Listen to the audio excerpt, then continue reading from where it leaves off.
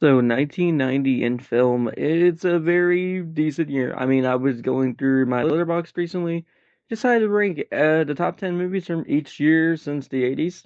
So that's been what I've been doing with my time.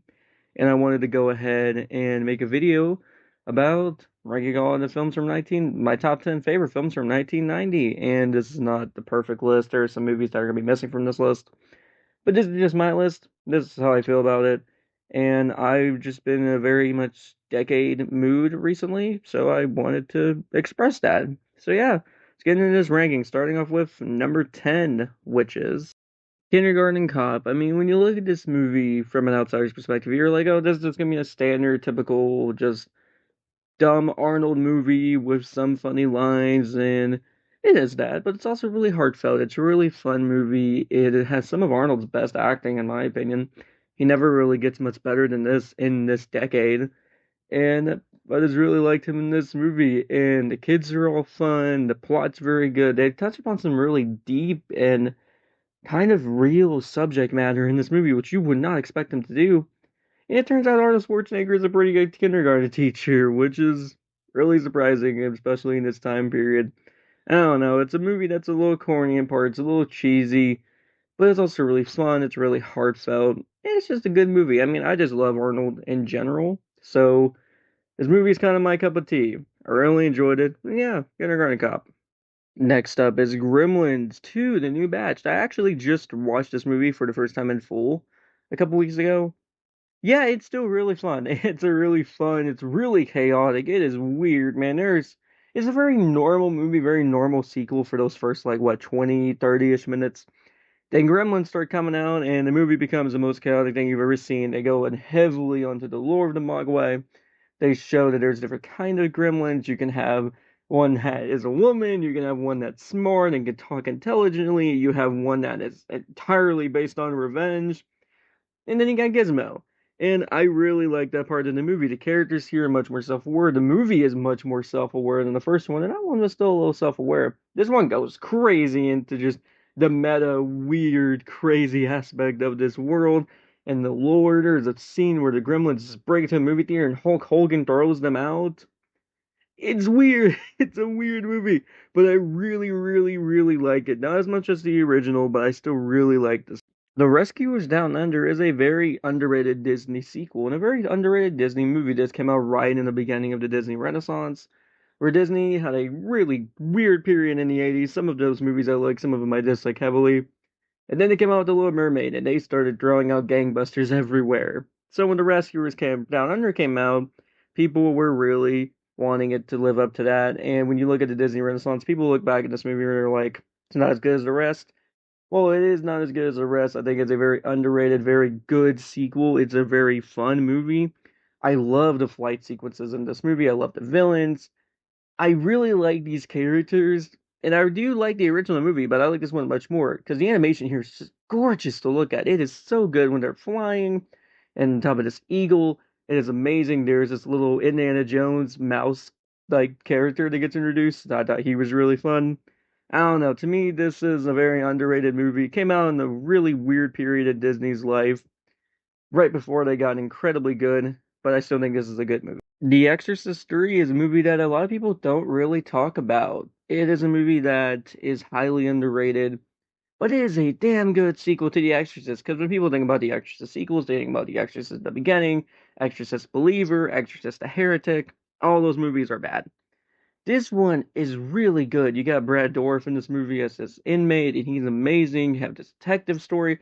It's kind of like a murder mystery story with a spin of Satan and the devil, which is very different from the first movie, but it's still really, really good. And it tells the story of the priest from the original film, and it's uncovering this huge mystery that has some really intense and scary parts, and in other parts you have it is just very 90s in other parts of this movie, but I still really like this film. Our main character is great. He's an amazing detective, and he has a really interesting past with the church.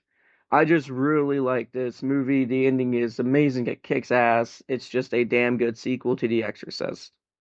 Yes, Arnold Schwarzenegger does appear twice on this list. So what? Anyway, Total Recall, fun sci-fi action movie. That's how I feel about it. It's a little dumb in parts, But man, is this movie fun. There is some really enjoyable sequences in this movie. The whole plot of Arnold wanting to go to Mars is just great, and it's also merged with this very topical message, and there's so many twists and turns with the film. There's so many different masks they use, especially this one woman's mask. There's this dream sequences where he goes to Mars, and his just the practical effects are crazy. The practical effects in movies are great anyway. I love. There's a scene where he has to pull something out of his nose, and it is ugh. I hate going to the doctor in general and getting my nose swabbed. If I had to even guess about that, it's just odd. But I still really enjoy this movie. It's a very fun movie. It's very 90s, again, with the clothing, the way everybody acts, and of course Arnold being there, but I still think it's good and much better than the remake that came out in 2012. Back to the Future Part 3 is a damn good third movie in the franchise. I feel like this movie is highly underlooked. It's highly underrated. I love the Western feel of this movie because the second one, well, I like it, got a little too complicated. This one styles it back. You're like, hey, we're going back to the West to rescue Doc Brown. When he actually doesn't want any rescuing because he's found the love of his life, he's found a family, he's found a place where he feels most at home, and Marty has to come to terms with that. They still get Back to the Future. They still do the Back to the Future thing with the music and the DeLorean, but it feels the most different from the first couple of movies because this is a straight up Western. It is really fun to watch that. I don't think this movie would get made nowadays. I feel like if they made a third movie, if Back to the Future came out nowadays, and if they made a third movie, it would be very much in line with the first two movies of timey-wimey shenanigans. This one is not. This one, hey, we're going back to the West. And I just really like that vibe about it. Yeah, there's some weird makeup choices in this movie, but damn it, I like it. I've always liked this movie ever since I was a kid. The Hunt for Red October is a movie I just rewatched earlier this year. Very good. Very good movie. I hadn't seen much from the Jack Ryan film series, but what I have seen, I really, really like, and this movie is definitely a part of that. This movie is very grounded, very surreal, very suspenseful, but it's great. Sean Connery in this movie is, oh my God, he's amazing. If a movie that takes mainly on this submarine, it feels very huge in scale when it's not. It is very small in scale. I really love the way this movie feels. It has some great acting, especially by Alec Baldwin and James Earl Jones. They're both great in this movie. I just think this movie is incredibly good. And the other Jack Ryan films to follow this, they're fine. I mean, I like majority of them, but this is the one that sticks out the most because it does feel like it's based on a book, but it also doesn't. I just really enjoy this movie. I think it's a great time. Home Alone. I mean, what can you really say about Home Alone? This movie is a classic. It is the Christmas quintessential classic film. So many C words that I was just saying. But I still really enjoy this movie. I love Macaulay Culkin here. He is great as this character. The two wet bandits are just hilarious. They're amazing. It's an amazing team up between Joe Pesci here. I love it. The idea of this movie is very because when you're a kid, you wonder, well, like if I got left behind by my family when we went on vacation, how would that be? This movie delves into that. It's just really good. Coming in at second place is Ghost. This movie's great. I just actually watched it for the first time earlier this year. Immediately went and bought it on DVD. I adore this movie. I think this movie is great. It explores some really good themes. You care about all the characters. There's some twist towards the end of this movie that gets anybody really.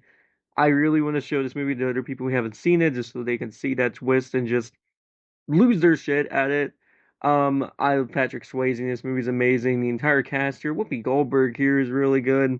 The movie is just a really, really good film, and it really shows just how different the 90s were compared to nowadays, to where you can have a movie being made about grief and about death and about the afterlife and what awaits for you, and if what if you when you die, you can still see the people you love, how tormenting that would be because they cannot see you.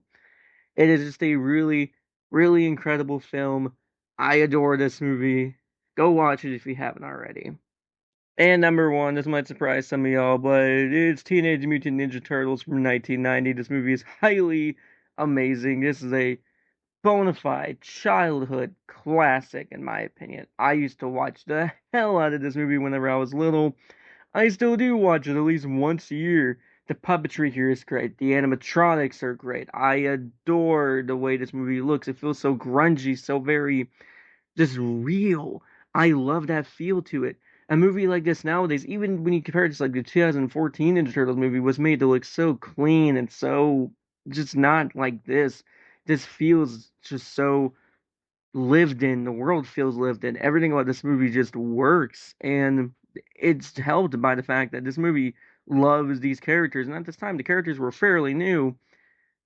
It's just a great movie, and it is how you adapt a cartoon into live action, in my opinion. They've tried since. I mean, there's been animated movies that's come close. Nothing has really come close to this first film. And that is my top 10 films of 1990. Tell me in the comments below how you guys would rank your top 10 films, even top 5 films from 1990. Let me know. I'm back, I guess. Again, I keep saying that, but YouTube's draining, so yeah. I'll make videos when I want to. So anyway, I'll talk to you guys later. See ya.